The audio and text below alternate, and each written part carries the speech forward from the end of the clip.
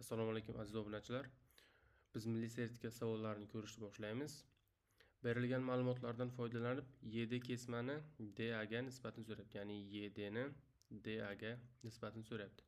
Demak, bizga berilgan ma'lumotlar kichik radius, katta radius va kosinus burchak CI. CI. Mana bu burchak kosinusi 1/2 ekan, demak bu 60 gradus. Bu esa chizmada 90lik ham ko'rinib turibdi.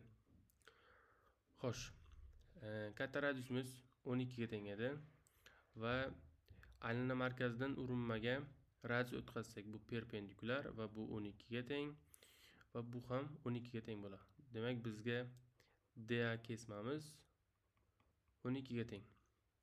Endi kichik aylananing radiusidan A burchakka qarab kesma o'tkazamiz. Bu kesma bisektrisa bo'ladi, ya'ni 30. Sababi buni 3 burchakka to'ldiradigan bo'lsak, aylana markazi bisektrisalar kesish nuqtasi bo'lar edi. Demak, bu bisektrisa. Bu 30 va bu urinmaga radius o'tkazganimizdan perpendikulyar bo'ladi. 30, 90 va bu 60 gradus bo'ladi. 3 burchak ichki burchaklar yig'indisidan. Endi kichik radiusimiz 6 ildizosi 3 ga teng edi.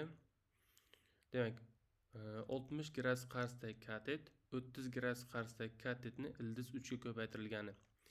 Demak, bizda 60 gradus qarshidagi katet YA ga teng va bu 6 ildiz 3 ni, ya'ni 30 gradus qarshidagi katetni ildiz 3 ga ko'paytirilganimiz yoki boshqacha usul bilan sinus bilan topsa ham bo'ladi. Xo'sh, bu 18 ga teng va YA kesmamiz bu yerda 12 ga teng edi, ya'ni YA ni o'zi bo'linadi YD plus DA ga.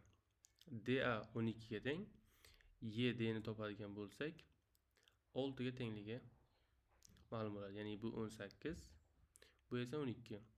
6 ga teng bo'ladi. Demak, bu kesmamiz 6.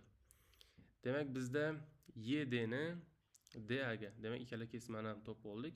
Nisbatini olsak bo'ldi. Demak, YD bo'lingan DA teng bo'ladi 6 bo'lingan 12. 1/2. Demak, yechimimiz 1/2 ga teng bo'lar ekan.